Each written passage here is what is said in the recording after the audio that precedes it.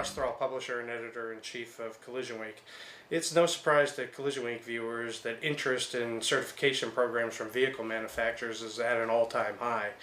Vehicle manufacturers see the programs as a means of helping the owners of the vehicles they manufacture find qualified repair facilities. This has certainly increased in importance due to the rapid changes occurring to vehicle construction materials and repair techniques over the past few years. It's also said that OEM-certified facilities trend towards higher use of OEM parts, which is certainly important for the vehicle manufacturer. As the programs have grown beyond high-end luxury vehicles, many independent repair facilities are looking at certification programs to distinguish themselves versus the competition and help realize a return on their investment. Realizing that market potential and helping OEM-certified collision centers maximize the ROI of their investment is behind one of the most recent entrants into the collision repair network space, the Certified Collision Group. I recently had the opportunity to sit down with Bruce Bars, who was named Chief Executive Officer of Certified Collision Group back in January. Bruce explained how the group got started and the reason for its founding. So, Certified Collision Group came to be about a year and a half ago, publicly about 7 months ago. But there was a group of forward-thinking collision repairers, MSOs, that felt that if they could band together, there may be some opportunity to bring a different quality repair network to insurance provider, if you will. And with the support of the fact of OE certification as one of the guidelines, we felt we had an opportunity, if you will, to show a difference in outcome from how they're measuring performance today, but also hopefully if we can get enough repairs through that network, maybe have an opportunity to collaborate with the carrier in better understanding the true cost of certification and the true cost down to each repair, and hopefully help the industry itself maybe differentiate when that type of vehicle goes into a repair scenario, that the cost to the carrier and or their own needs from an actuarial perspective to better understand how to rate that vehicle. And a network in an environment of the country where this group started, it made a lot of sense. Bruce also detailed how the group views the factors that are driving this interest in OEM certification and why it's grown so much over the last few years. I think a few things really drive it. I think the pace of information today through social media and other avenues has really intensified the certification term. The other thing, I think Assured Performance, Summit, Verifax, some of these other groups have done such a great job bringing the repairer to that table and helping them get through that certification quagmire. Now there's more options out there, and then when you looked at the certification world 2-3 years ago, the sheer volume of vehicles requiring a certified repairer was minimal in terms of what the F-150 alone has done to that certification mantra. And we all know that what's in an S-Class today is going to be in a Kia in 2 to 3 years. And the pace of sales this year alone, or 2015, selling 17 million cars. We all recall a couple of years ago when the gas crunch was that we're never going to see 12 million again. But when you're looking at that type of volume of new vehicles hitting the road at the pace that they're going today, that technology is just coming to the mainstream so much faster. And the carriers want to keep up. They want to put their vehicles back in pre-accident condition based on their contracts. And they want to get the car to the right repairer at the right point in time in the claims process. And I think all this is coming together right now.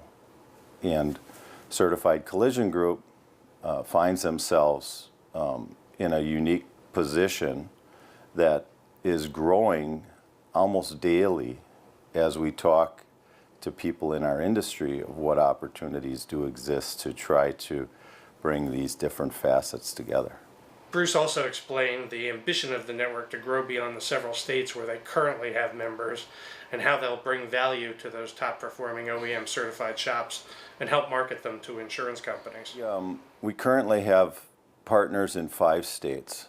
We want to be national because, there's these types of vehicles are in every state. But if you are going to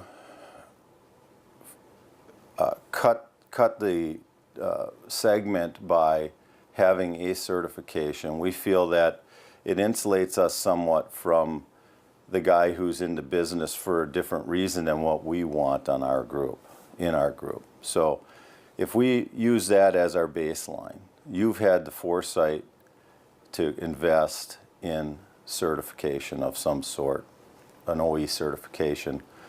That puts you in a certain class alone. And then with the data that's out there, we can then take the top performers in that top segment, that segment of certified.